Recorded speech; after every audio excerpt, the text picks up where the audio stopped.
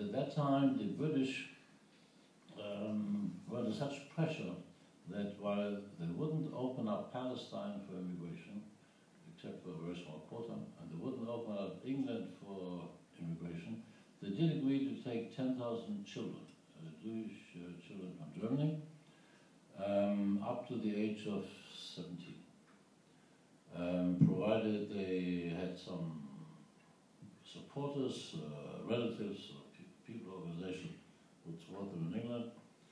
We were lucky enough to find such support, and my parents had to make the decision to send us, my sister and me, to England to break up the family, because it was easier for two to get out than for four. They saw what had happened when they tried to get a visa for a family of four. So my sister and I went to England to go to school. This is her entry in the diary of the trip to England. We went on the SS Europa, a very nice boat at the time, and for children a very exciting trip. Down below you have the building of the school in Kent. It was a very nice area of England near Faversham, the area of Canterbury, where we did our high school, including Cambridge school certificate, matric. When you left for England, I think you were 13, right? I was 13, 1 month after my bar mitzvah. We left for England. My mother was 14. Right. And while it was a very difficult decision for our parents, we, at that age, as children, were all excited. We were sure we would see them again. So I could say our feelings weren't so sad. It was a very exciting trip. Meanwhile, our parents were still in Germany. And of course, September 1939, war broke out. And with war in Europe, it was even more difficult to get out than it was before. They had, meanwhile, tried every consulate that there was to get a visa. They tried Cuba, they tried Chile, they tried Argentina, Brazil, every possible country, until in the spring, February of 1940, they wrote to us, to England, that they had found a consul of Ecuador in Hamburg who gave them a visa. Later I heard it was for money, the consuls who sold visas for money. Anyway, it saved them because it gave them the visa a place to go. Hitler invaded Western France in March 1940, and all of Europe was occupied by the Nazis. There were no more ports, there were no more ships. Everything was occupied by the Germans, and all shipping from Europe to Latin America or any other destination ceased. So we were pretty desperate, my sister and I. Here we were in England, knowing that my parents had the visa for Ecuador and could go there, but there was no way to get there. And as we were worrying, we get a telegram from one of our relatives in. Do you have the telegram there? Oh, it's going. Together with the diary.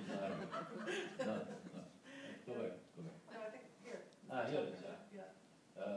There's a diary, a telegram here saying, Aufhauser informing, Aufhauser was my mother's brother, children, parents arrived safely in Russia. In other words, the one way to get out of Germany in 1940 was through Russia. There was a non-aggression pact between Germany and Russia before Hitler attacked Russia. This was the famous Ribbentrop-Molotov pact. And my parents were able to cross the Russian border to Moscow, and then in Moscow take the train that you wanted to show before, go back to the train. Yeah, here it is. This is the Trans-Siberian Railway, which my parents had to take from Moscow to Vladivostok, down here in the lower corner. The longest train trip in the world. You'd go 9 days and 9 nights on the train. But it got them out. And from Vladivostok, there it is. That's the route of the Trans-Siberian Railway. It was the longest and the first of these long railway lines built by the Tsars of Russia. Exists to this day and connects the Siberia with European Russia. From there they went to Yokohama in Japan.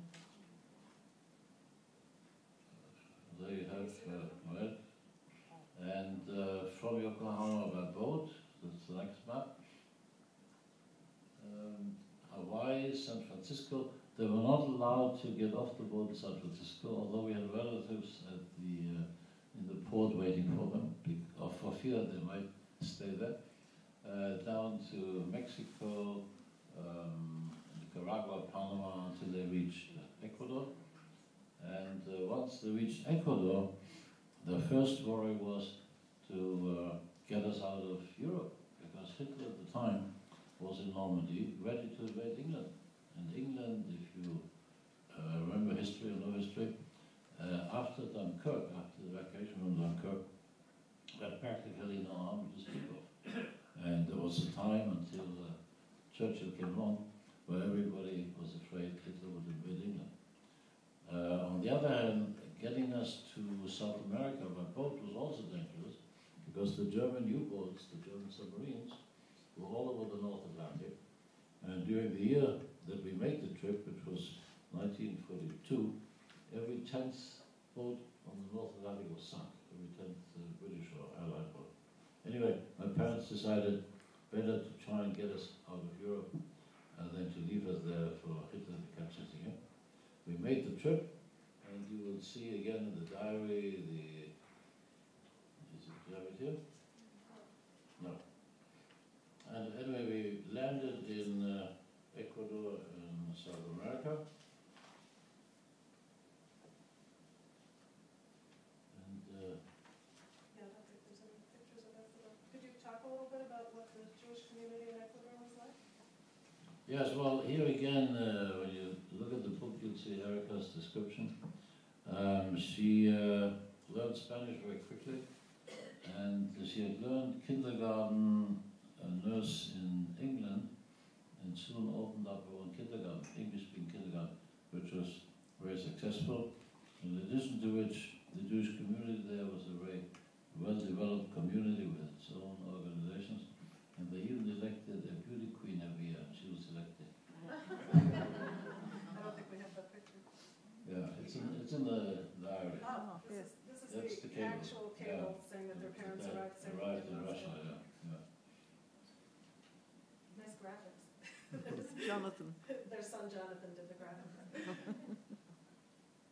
Now we move to Israel. So maybe you could just fill in the years